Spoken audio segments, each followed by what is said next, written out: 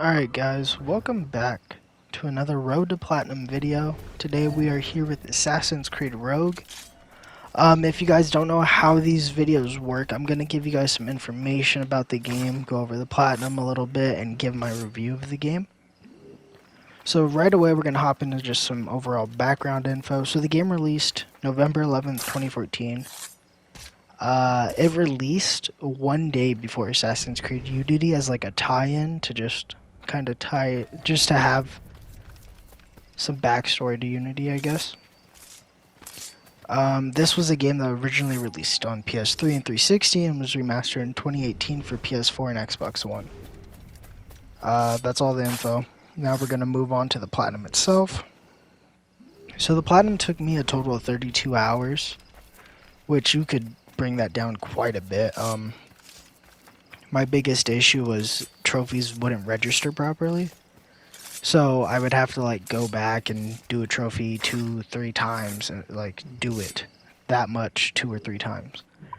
And even like the in-game challenges, so there's animus challenges or abstergo challenges, and you have to do them to unlock the cheats, which you need to use like 4 cheats or something like that to get the Platinum.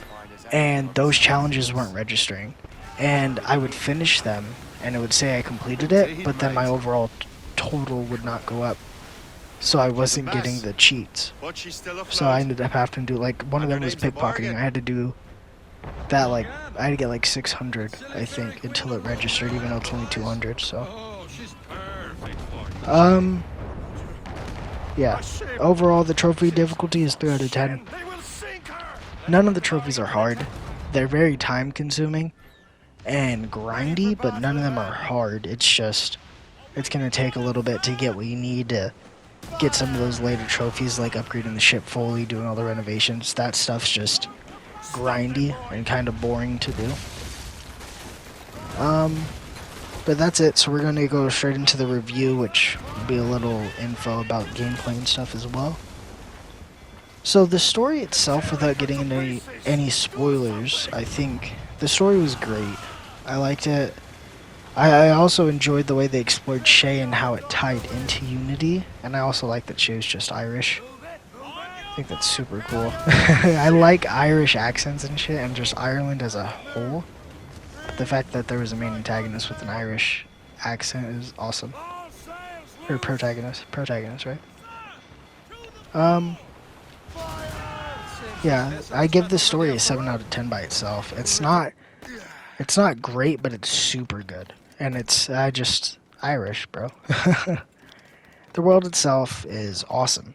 We have 3 main regions to explore: the North Atlantic, New York, and River Valley. Hold on. Yeah, each of these areas are really big, to be honest. And they're super good size. Like, even New York alone, I would be fine if, like, that was the only map. You know what I mean? But they did it in Black Flag's engine. And they wanted it to play a lot like Black Flag, so they made it bigger. But, they're good sizes. New York alone, you can spend probably 5 hours doing everything. Maybe closer to, like, 8. North Atlantic and River Valley, you can spend 10 hours or more doing everything. 100%ing it. They're all designed really nicely. I like the way the buildings look, and the way the parkour segments are set up around each map works really well. The North Atlantic is kind of empty, and it's just a lot of oceans purely for you to really just raid ships, which is fine. A game like this does need that, but at the end of the day, the North Atlantic kind of just felt like it didn't have much to offer, you know what I mean? So I ended up not really playing on the North Atlantic, and it was my least favorite map in the game. The River Valley had. Hold on. I'm sorry. River Valley, though, has a lot of really unique locations, and some of the best Easter eggs I've seen in games is honestly located in River Valley. So they have two unique locations, just to name out: Sleepy Hollow and Albany. Sleepy Hollow is cool. I mean, if you don't know anything about it, Headless Horseman, just a bunch of fucking supernatural type stuff as a whole. And Albany's just, I think it's I think Albany is just a city, right? Or a little town in New York. And then the state New York. And New York is the same it was in Assassin's Creed 3, just before the New York fire. So there's a lot more buildings to explore. It's not all burnt down. Now let's head over to the weapons. So of course we have our two swords this time, just like Black Flag, but one's a long sword and one's a short sword. So you have like a dagger and a sword instead of just two long swords. Weapons overall, though, we have our hidden blades, a grenade launcher, which you can shoot berserk grenades, sleeping grenades, and shrapnel grenades. The berserk and sleeping stuff is all the same as in Black Flag, so berserk will make them turn on each other, and sleeping will just put them to sleep. The shrapnel grenades are just normal grenades, so you shoot them, it'll blow up a certain radius, killing everyone in that radius. You also get an air rifle, which can shoot berserk darts, sleeping darts, and firecracker darts. The only one that is unique is this firecracker dart, and those are just used for distractions, and they're not really... I used them maybe twice in the entire game. They're not useful, really. They're just not great. Other than that, your gadget area type shit is rope darts, smoke bombs, pistol, and throwing knives, which has always been in all the games almost, except for the rope dart that was introduced in AC3. The parkour has not changed from Black Flag at all. Same with the ship combat, it works the same way, except in this game you can salvage ships, which is super nice compared to Black Flag. So if you don't want to repair your thing, or if you don't want to lower your... You actually can't lower your wanted level in this, I don't think. Or if you don't want to send them to your fleet, you can actually salvage the ship and get cash for it, so that's really cool. Let's go over and let's talk about a little bit of the side content now. So there are multiple little quests to do, and there's a bunch of these quests on each map. But there's the assassin interception missions, which you need to stop a target from getting assassinated. So I actually have some gameplay in this video somewhere. I'm actually doing it right now as you guys are watching. There's also hunting quests where you just kill a number of animals in a certain amount of time. There should also be footage of that in this video.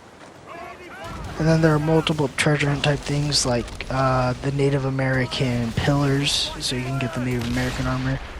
And then there's Templar artifacts, so you can get the Templar armor. And there's one more, I believe, as well. I don't remember what it was, though. There's also a ton of collectibles. You got Shanty's back, Animus fragments, which you have to collect every Animus fragment for the platinum. So go into that, knowing that. There are also harpooning is back with for Black Flag. Oh my god!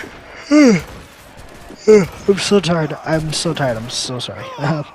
But harpooning is back from Black Flag, so you can harpoon narwhals, white whales, killer whales, humpbacks, and sharks.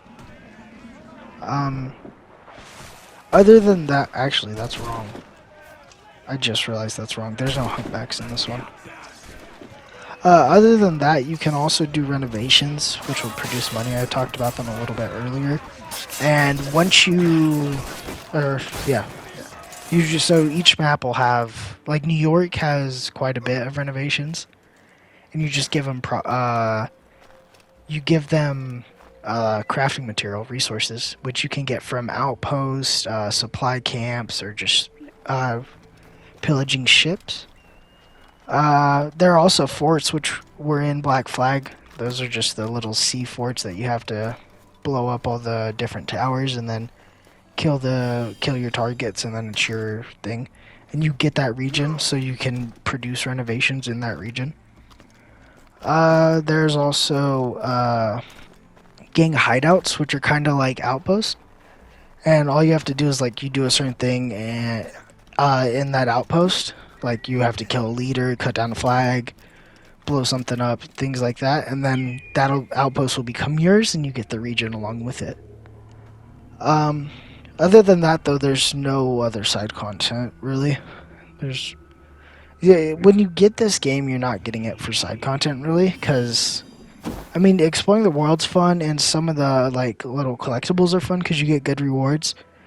But like the hunting quest is not that great. The assassin interception missions are kind of cool, but other than that, the other side stuff's not worth touching. There are plenty of outfits in this game, and I want to say this too. These are some of my favorite outfits in any AC game because they're just super unique. They're not like any other AC game. Instead of just getting different variants of robes and things like that, or like Black Flag had like the whale outfit, this one has like Viking outfits and full-on Knight Templar outfits, so that's cool. There's also the Naval Campaign, which was in Black Flag. It was called Kenway's Fleet in there. So you can just, when you get a ship, you can add it to your fleet if you want, or salvage it, like I said earlier.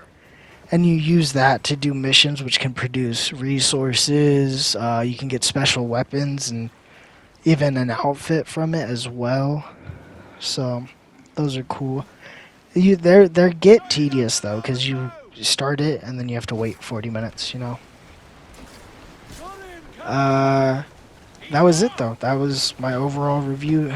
I'm gonna give you my score of the game entirely. So I know this one was a short video, by the way, but it's a short game with very few improvements of from Black Flag. But my review for the game is going to be a 9 out of 10, which is highly controversial. I know that because people did not like this game when it came out, and people still don't like it to this day. But I enjoyed it quite a bit. It was a solid story, solid world, a solid amount of content, and the few improvements it did make from Black Flag worked really well and makes the game more enjoyable to me, to be honest. Yeah, that's going to do it for our Assassin's Creed Rogue Platinum video. If you guys enjoyed, please don't forget to like and subscribe. Comment down below what you guys want to see on the channel in the future, and I'll see you guys very soon in the next one. Stay safe out there. Peace out, guys.